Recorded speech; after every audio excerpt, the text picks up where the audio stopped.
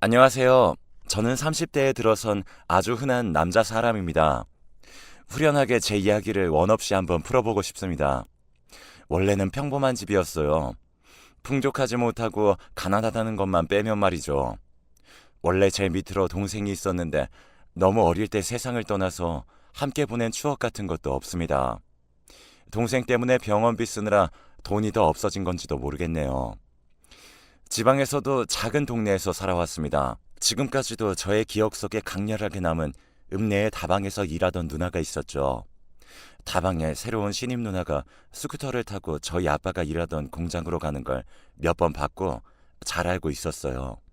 아줌마라고 부르니까 화를 내길래 이모라고 그랬더니 누나라고 부르라면서 핸드백인가로 제 머리를 때렸습니다. 저는 그때 초등학교 6학년이었어요. 그 누나는 옆 지역에서 학교 다닐 때 사고를 쳐서 중퇴를 했고 여기까지 와서 다방 일을 한다나 뭐 대충 그런 소문들이 있었습니다. 어릴 때 소문들이 있거나 말거나 그래봤자 다방 레지 누나였는데요. 저희 집이랑 엮이면 얘기가 달라지는 것이었습니다. 아빠가 이 누나랑 눈이 맞아버린 거예요. 당신 정말 미쳤어? 어디 그런 여자랑 붙어먹을 생각을 할 수가 있어? 뻔히 다 당신 얼굴 안 한 사람들 투성인데 잘도 그럴 용기가 났어. 어느 날 엄마가 안방에서 아빠한테 엄청 화를 내면서 소리 지르는 걸 들었죠. 저는 그걸 다 알면서도 모르는 척 지냈어요. 중학교에 올라가니까 괜히 저희 집 수준이 눈에 들어오고 그러면서 심리적으로 살짝 위축된 상태였거든요. 저는 그 전까지는 저희 집이 가난한 줄 몰랐어요. 그냥 못 살았던 거였죠. 그래도 아빠라는 기둥이 있어서 하루하루 굴러갈 수 있었던 저희 집이었는데요. 엄마에게 비난을 받았던 아빠는 정신을 차리는가 했더니 결국 원망스러운 선택을 하셨습니다. 정신을 차린 게 아니라 그 다방 레지 누나랑 살림을 차리기로 한 것이었죠. 믿을 수 없었습니다. 아빠라는 사람은 그래도 저 초등학교 저학년 때까지는 괜찮았던 것으로 기억하거든요. 좋은 추억도 많았고요. 당시에는 전혀 몰랐고 나중에 커서 들어보니까 아빠한테는 항상 여성 편력이 있었음을 눈치챌 수 있었습니다. 엄마와 말다툼을 하고 분위기가 싸하고 그랬던 순간들은 전부 아빠의 여자 문제 때문이었던 것 같아요. 원래 바람기가 있었던 분인 거죠. 그러더니만 기어이 다방 레지랑 떠나기로 하신 것이었죠. 아빠가 증발하시기 며칠 전의 일이었어요. 엄마가 그 다방에 찾아가서 그 누나랑 한판 붙었습니다. 옆 가게 사람들도 몰려와서 말릴 정도로 난리였다고 했어요. 소문은 금방 났죠. 이러면 지가 쪽팔려서라도 앞으로 못 그러겠지. 어디 엄한 남의 집 가장을 넘보고 유부남이랑 붙어먹을 작정을 하냔 말이야. 천하의 요망한 년, 앙큼하고 나쁜 년. 엄마, 근데 엄마 때문에 지금 다 소문났잖아. 역효과 나면 어떡하려고. 나도 개쪽 한번 당하고 말지 뭐. 어차피 계속 이렇게는 못 살아. 정신 차리게 한번 뒤집어 엎었어야 해. 엄마한테 머리채 잡히고 오만 개망신은 다 당했다던 그 다방 레지 누나 때문에 학교에 소문이 퍼질까봐 저는 그것만 걱정했었어요. 차마 이런 속내는 내비치지 못하고 혼자 삭혔지만요. 그런데 이 사건 때문에 아빠가 불같이 화를 내시게 된 겁니다. 엄마는 억울하고 분하다면서 몸서리쳤어요. 당신 어떻게 그 불려시 편을 들 수가 있어요? 이게 다 누구 때문인데? 누구 때문에 내가 그 난리를 치고 왔는데? 젊은 여자한테 미쳐서 자기 마누라는 자식은 보이지도 않아요? 그래서 지금 사람 때려놓고 잘했다는 거야? 그거 범죄야, 범죄! 뭐라고? 범죄? 지금 범죄라고 그랬어요? 내가 범죄를 저질렀다고? 아니, 당신이 가장으로서 우리 집 책임지지 않는 이게 범죄야. 알겠어? 대체 지금 누가 누구더러 범죄라는 거야? 엄마는 소리를 지르다가 숨이 차셨는지 한숨을 쉬셨고 저는 설전을 몰래 엿듣고 있다가 그 소리에 놀라서 안방에 들어가고 말았어요. 엄마는 가슴팍을 부여잡고 주저앉아 있었는데 아빠는 부축하거나 들여다볼 생각도 안 한 채 혀만 쯧쯧 차고 계셨답니다. 아, 엄마 왜 그래? 괜찮아? 제가 엄마를 살펴보는 동안 아빠는 담배를 챙겨서 나갔고요. 그때 집을 나갈 결심을 마치셨던 것 같아요. 어느 날 아직 동이 터오기 전이었던 푸르스름한 새벽에 저는 문득 잠에서 깼는데 방 밖에서 부스럭 소리가 들리길래 나가봤습니다. 그랬더니 아빠가 커다란 짐들을 챙겨서 나가고 계시던 중이었어요. 단박에 상황 정리가 되었죠. 아빠, 어디 가세요? 가지 마세요. 저도 모르게 목이 잠긴 목소리로 말했습니다. 어둑한 시야에서 저를 바라보시는 아빠가 남긴 말씀은 별소리를 다 한다. 잔말 말고 공부나 열심히 해. 이게 전부였습니다. 그 후로 아빠는 돌아오지 않으셨어요. 다방 레지랑 몇 년 바람피면서 연애질을 하더니만 아예 살림을 차리러 멀리 떠났다는 소문은 금세 은근하게 퍼져나갔습니다. 시간이 지나 학교 애들 중에서도 아는 애들이 생겨서 저한테 물어보곤 했었어요. 그거 진짜냐면서 말이죠. 배려심 없는 그 질문들, 자신들의 호기심을 채우기 위한 행위들은 저에게 가슴을 찌르는 비수가 되어 돌아왔습니다.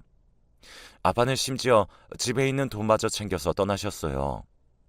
저희 집이 어디 일가 친척 중에서 기댈 데 한 곳도 마땅하지 않은 집인 걸 누구보다도 잘 알고 계셨을 텐데도 말이에요. 그걸 뻔히 알면서 어쩌면 그러실 수 있었을까요? 그만큼 엄마와 제가 아빠에게는 별 존재가 아니었던 걸까요?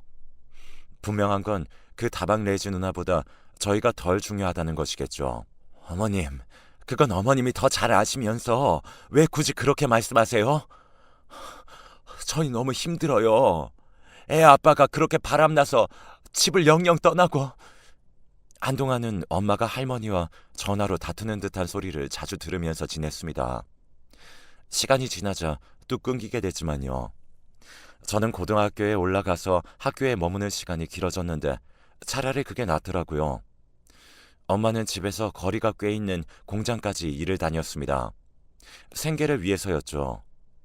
종일 공장 근무를 마치고 돌아오면 늦은 밤중에는 집에서 부업을 했어요. 엄마 어렸을 때는 있잖아. 문고리에 실 걸어놓고 실매듭 짓는 소일거리도 했었다. 그게 그땐 집안 여자들 부업이었던 거지. 엄마는 작업복에 실밥을 제거하는 부업 일을 하면서 이런저런 얘기를 많이 했었습니다. 작업복 큰 거는 한 벌당 150원, 작업 토시는 50원짜리였어요. 한 더미 수북하게 쌓인 것을 다 끝내봐야 큰 돈은 되지 않았지만 엄마는 그것이라도 벌기를 원했습니다. 침침한 눈으로는 검소하기 힘들다고 해서 제가 일을 거들었죠. 너 공부 열심히 하고 있지? 그 모의고사인지에 이번에 점수 잘 나온 거 맞아? 전보다는 올랐어. 이번 거가 어려워서 다 평균이 내려가서 점수가 그런 거야. 등급은 올랐어. 아, 그래? 잘하고 있네.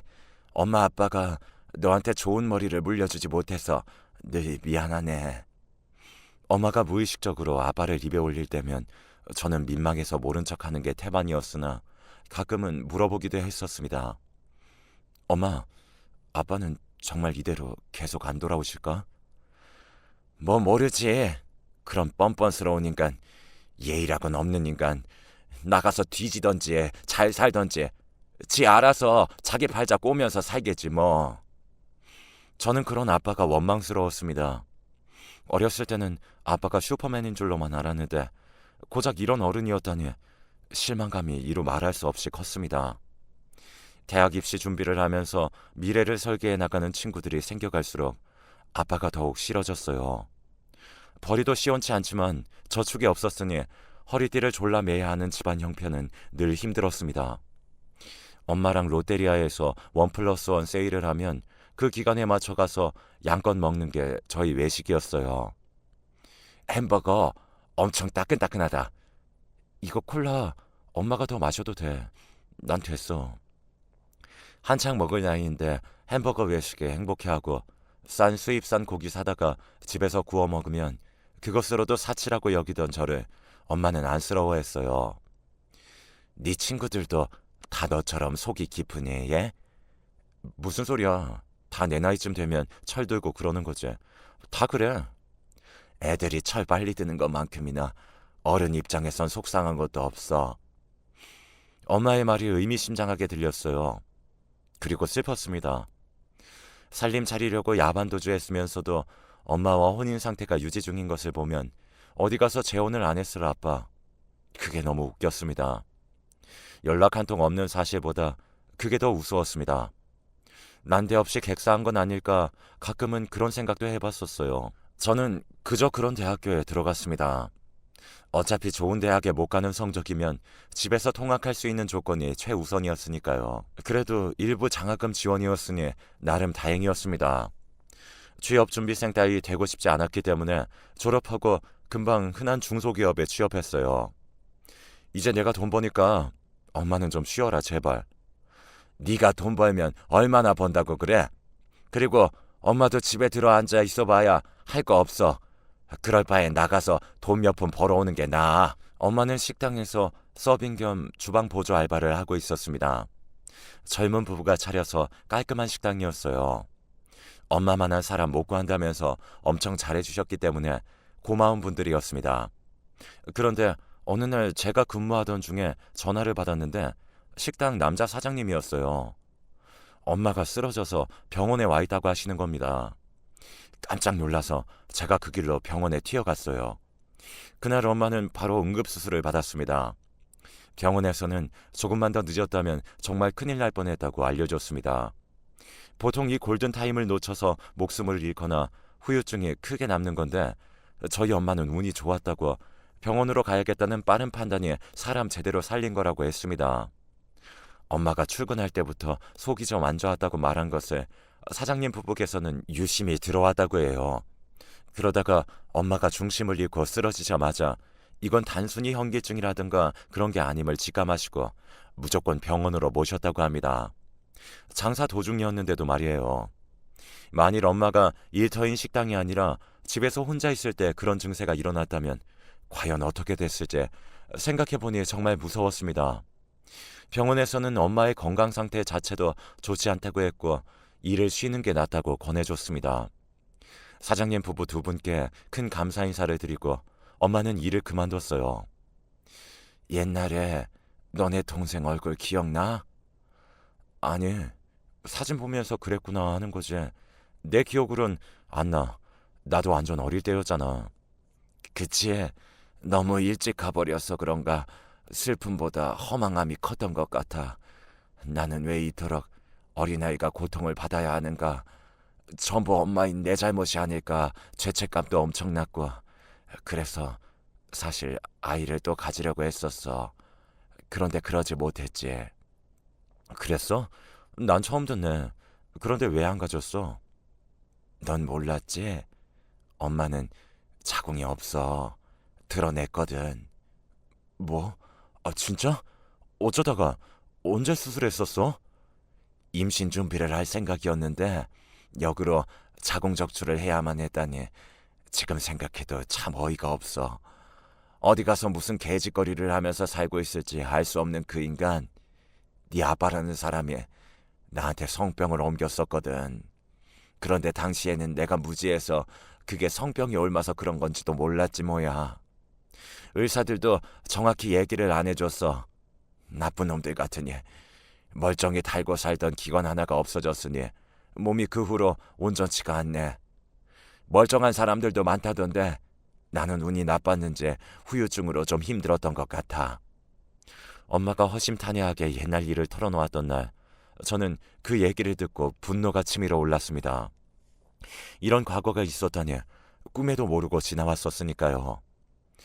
웬 다방 여자랑 눈이 맞아 홀랑 떠나버린 아빠에 대한 증오는 더욱 거세졌습니다. 10년이 넘도록 감감무소식이었지만 저의 가슴속에서는 늘 증오심이 피어오르고 있었죠. 그래도 여자친구를 사귀면서 늘 증오심 많던 제 일상에 많은 안정감이 찾아왔나 했습니다. 그런데 잘 지내고 있던 시기에 회사 사정이 안 좋아졌어요. 월급이 한 달 밀린 상태에서 안 좋은 소문이 돌고 회사 분위기가 처참하니까 불안했습니다. 결국은 회사가 망했어요. 부도가 나서 저는 일자리를 잃게 되었습니다. 회사에서 알게 된 사람의 추천으로 그 후에 제가 주식을 시작했어요. 주식이라는 신세계에 저도 발 한번 담가보면서 쏠쏠한 이득을 보고자 했습니다만 저는 그간 벌어놨던 돈마저 몽땅 날리고 말았습니다. 회사가 망한 것보다도 더욱 순식간이었어요. 애초에 저 같은 초보자가 겁도 없이 그런 식으로 덤벼들 게 아니라 제대로 공부를 하고 시작했어야 맞는 것이었는데 후회가 막심했습니다. 여자친구랑 헤어지면서 저는 우울의 늪으로 빠져들었습니다. 모든 것을 되돌리고 싶었으나 이미 늦었어요. 엄마의 건강 문제로 자잘하게 병원도 다녀야만 했고요. 돈 나갈 구석은 항상 있었죠. 그런 상황에서 제가 모든 돈을 날려버린 거예요. 엄마와 함께 드디어 이사를 꿈꾸고 있었기 때문에 더욱더 현실을 받아들이기 어려웠습니다. 제 손으로 모든 걸 망쳐놓았다는 패배주의가 저를 휘감았습니다. 진짜 피눈물이 철철 흐르는 것 같았어요. 못나디 못난 저의 마음속엔 아빠를 향한 지독한 원망만이 커져만 갔습니다. 왜 내가 이렇게 비참한 역할이 되어야만 하는지 이해할 수가 없었어요. 남들처럼 평범하게 사는 게 이토록 힘들 줄은 몰랐다면서 나는 평범해질 자격조차 없는 실패자라고 스스로를 비웃기도 했습니다. 단언컨대 엄마가 아니었다면 저는 그때 극단적인 선택을 하고 말았을 거예요. 내일을 살아갈 힘이 없더라고요. 그런데 그렇다고 엄마를 두고 세상을 등질 수 있느냐고 하면 그건 절대 아니었어요. 세상에 저 하나뿐이었던 엄마가 저 하나 보고 견디며 살아온 것을 제가 너무나 잘 알고 있었기 때문입니다. 방황하던 저는 이런 괴로움에 빠져든 저를 묵묵하게 기다려주는 엄마를 위해서라도 굳은 결심을 하기로 마음먹었습니다. 죽는 게 아니라면 사는 게 당연했죠. 그렇다면 앞으로 살아가기 위해서는 돈을 벌어야 한다는 사실이 당연해 보였습니다. 저는 마음가짐 굳세게 먹고선 바로 재취업에 뛰어들었어요. 역시나 그저 그런 조건을 가진 중소기업이었습니다. 하지만 감지덕지라는 자세를 가지고 다니기 시작했습니다. 새로 들어간 회사에 적응이 되자 저는 돈을 조금이라도 더 벌기 위해 편의점에서 저녁 알바까지 섭렵하게 되었어요. 퇴근해서 집에 들어가 저녁을 빨리 먹고 옷을 갈아입을 준비를 한 다음 집에서 도보로 갈 수 있는 편의점 알바 현장으로 출발했습니다. 알바하면서 옛날의 엄마 모습이 계속 생각났어요. 종일 공장일 하고 마치면 집에 재빨리 와서 저녁 차려놓고 집안일 하고 부업일을 시작했던 엄마의 당시 하루하루. 그 모습을 보고 살았던 저는 지금 이 고된 하루를 탓하지 않기로 했습니다. 엄마에 대한 감사와 존경으로 매일을 버텨내자고 스스로에게 파이팅을 불어넣었죠. 그리고 달이 흘렀습니다. 알바 끝나고 집으로 가는데 그 야심한 시각에 누가 저희 빌라 앞에 있는 거예요. 입구에 사람 하나가 쭈그려 앉아있는데 딱 봐도 노숙자인가 싶었습니다. 서늘한 가을밤 날씨에 이런 데서 있냐고 속으로 혀를 쯧쯧 차고 있는데 제가 가까워지니까 그 사람이 비틀대며 자리에서 일어나는 거예요. 그러더니 제 이름을 불렀습니다. 제가 놀라서 걸음을 늦추고는 그 사람을 유심히 살펴보았습니다. 곧이어 무의식적으로 저는 그 사람의 정체를 간파하고 말았습니다. 머릿속의 의식보다도 말이 먼저 나갔어요. 지저분한 몰골에 노숙자 같은 사람이 분명 제 아빠가 맞다는 판단이 든 순간 온몸에 소름이 으스스하게 돋아났습니다. 제가 이를 꽉 물고 아빠를 지나쳐 빌라 안으로 들어가려는데 목소리가 저를 잡았습니다. 혹시 네 엄마 집에 없냐? 계속 불이 꺼져 있길래. 외할머니네 가 계신데요. 뭐? 그 먼 데를 왜? 외할머니 요즘 건강이 많이 안 좋으셔서 보통 가 계시는데요. 그래? 그런데 네 엄마 건강은 그럼 괜찮고? 어디 탈난 데는 없고? 아빠의 말에 저는 순간 화가 머리끝까지 차오르고 말았습니다. 다시 몸을 돌려서 이제는 저보다 한 뼘 이상 키가 작아진 아빠를 내려다봤습니다. 예전에는 아빠가 저보다 조금 더 컸었는데 이제는 역전이 된 상태였죠. 저는 그 사실에 희열이 들면서도 한편으로는 측은지심 역시 들었습니다. 제 엄마이기도 하지만요. 당신 아내잖아. 그런데 걱정되고 궁금했으면 진작 찾아왔어야지. 전화 한 번 안 하고 무슨 메모 한 장, 편지 한 통이라도 보내본 적 있으세요? 무슨 낯짝으로 여길 찾아오신 건지 알 수가 없네. 여긴 왜 오신 건데요? 이제 와서 왜요? 무슨 생각으로 여기에... 이유나 들어볼게요. 참고로 여기 이제 저랑 엄마 집이에요. 당신과는 상관없는 장소예요. 행여나 들어올 생각 꿈도 꾸지 마시고요. 난 그저 배가 고파지니까, 너무 배가 고파지니까 집 생각이 나서 왔다. 배가 고프시면 밥을 사드시면 되죠. 어디 구걸이라도 해서 얻어드시던가 무료급식 이런 거라도 찾아보시던가요. 네 엄마랑 너랑 이렇게 셋이 둘러앉아 먹는 게 나한테는 그게 바로 밥이었다. 다른 게 아니라 그게 밥이었어. 말문이 막히더군요. 왜 이렇게 초라해지셨냐고, 힘껏 원망하고 죽도록 화를 낼 수도 없게 사람 힘 빠지게 시리 왜 이토록 작아지셨냐고 그렇게 묻고 싶었습니다. 그런 말들은 입안으로 삼켜두고 저는 짧은 인사만을 남겼어요. 이만 가세요. 아빠는 아무 대꾸도 하지 않으셨고 저는 집으로 올라갔습니다. 토요일이니까 알람도 안 맞추고 늘어지게 잘 요령이었어요. 자고 일어나면 이 악몽 같은 상황은 정리되어 있을 거라고 믿으면서요. 그런데 진짜 한숨도 못 잤습니다. 잠이 오지 않아서 계속 뒤척이다가 화장실만 몇 번 가고 그랬네요. 해가 밝아온 것에 저는 결국 옷을 걸쳐 입고 내려가 봤습니다. 그리고 저는 맥이 풀리고 말았습니다. 아빠는 빌라 입구 끝자락에 걸터 앉아 계셨어요. 수그려 앉아있는 그 뒷모습이 이루 말할 수 없이 비참해 보였습니다. 설마 집도 없으세요? 가실 데 없냐고요? 제가 대뜸 물으니까 몸을 웅크리고 계시던 아빠가 움찔하면서 일어나더라고요. 밝아진 시야에서 보니 아빠의 행색이 더 구질한 것에 반감이 교차했습니다. 아니야, 갈 데 있어. 정말이다. 그럼 가세요. 남의 집 앞에서 계속 이러고 있지 말고요. 배고파서 이러고 있는 거였다. 거긴 먹을 건 없거든. 엄마와 힘들어한 세월이 얼만데 보람도 없이 아빠 입에서 그런 말이 나오자마자 왜 울컥해졌는지 모를 일입니다. 저는 다시 집에 올라가서 옷과 지갑을 챙겨서 나왔습니다. 오세요. 제가 짧게 뱉고 먼저 걸어가니까 아빠가 주춤하면서도 저를 따라오셨어요. 저는 집에서 가까운 백반집으로 갔습니다. 늘 아침 식사 됩니다 라고 크게 적혀 있었기에 익히 받았었거든요. 저는 처음 가보는 곳이었죠. 지금 집에 반찬 같은 게 없어서 여기서 드세요. 아빠랑 무려 15년 만에 마주 앉았습니다. 저의 기억 속과는 달리 꾀죄죄한 몰골의 아빠는 배가 고프다고 하셨던 것과는 달리 메뉴판에는 관심도 없고 저만 빤히 보시더라고요. 저는 그것을 알고 괜히 시선을 피하면서 멋대로 된장찌개 2인분을 시켰습니다. 반찬으로 미역줄기 볶음이 있길래 아빠 쪽으로 밀어놨어요. 분명 그거 좋아하셨거든요. 왜 이런 게 선명한지 모를 일이었죠. 어떻게 사셨는지 궁금하긴 했습니다. 왜 아니겠어요. 그런데 묻기 싫었어요. 아빠의 얼굴이 아주 시커먼 색으로 된 걸 보니까 속이 갑갑했습니다. 아빠는 밥을 반쯤 드셨을 때 저한테 넌지시 물어보셨어요. 그간 어떻게 지냈냐고요. 저는 그냥 엄마랑 둘이 행복하게 살아왔다고 했습니다. 아빠는 대답이 없으셨어요. 그런데 아빠가 밥값을 주겠다고 저한테 계좌번호를 달라고 했습니다.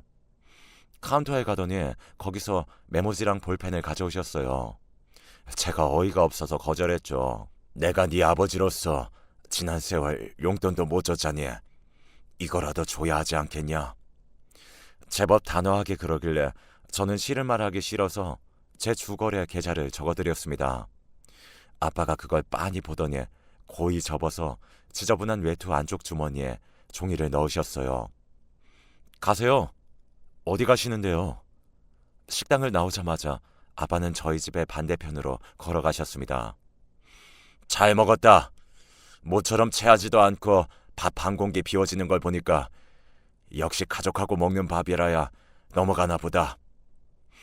아빠는 제 질문에 동문서답하고선 계속 걸어가셨습니다. 저는 그 뒷모습이 완전히 사라져서 시야에 보이지 않게 될 때까지 바라보고 서 있었어요. 주말 지나고 엄마가 돌아오는데 입이 안 떨어졌습니다. 차마 아빠 얘기를 못하겠더라고요. 혼자 머리 싸매면서 다음 날도 일을 하고 있는데 모바일 뱅킹에서 알람이 뜨는 거예요. 입금 알람이길래 눌렀다가 하마터면 제 자리에서 자빠질 뻔했습니다.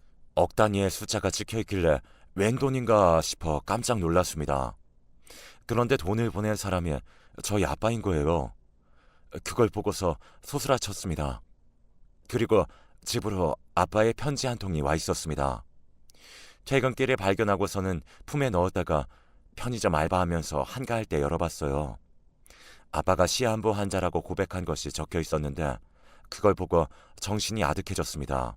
죽을 날 받아놓으니까 왜 이렇게 무섭고 모든 것이 부질없게 느껴지는지, 죽기 전까지 누리다 살다 가는 것이 나에겐 의미가 없더라. 공허함만 남았다. 의사는 내게 시한부 선고받고 걸린 우울증이라고 했지만 내 생각은 다르다. 이건 그리움이다. 지난 날에 대한 회고다. 아들아, 아침 식사값은 내가 지난날 모은 재산이다. 이것으로 고급 아파트는 사지 못할 것이야. 그러나 직장을 마치고 아르바이트까지 하는 수고를 관둘 수는 있을 거야. 네 엄마의 여생을 편하게 할 수도 있을 것이다. 부탁한다. 너는 우리 집의 가장이니까. 모든 걸 탕진하고 노숙자가 되신 게 아닐까 싶었던 아빠는 나름 재력가였습니다. 지난 날을 대체 어떻게 보내오신 건지 궁금할 따름입니다. 아빠는 당신께서 돌아가시면 저랑 엄마에게 연락이 갈 거라고 그렇게 적어 놓았습니다. 저는 이 사실을 엄마에게 알리고 싶어서 그럴 작정인데요. 그렇게 되면 엄마는 아빠를 찾자고 하실지, 그렇다면 어떻게 찾아야 하는지 머릿속이 복잡합니다.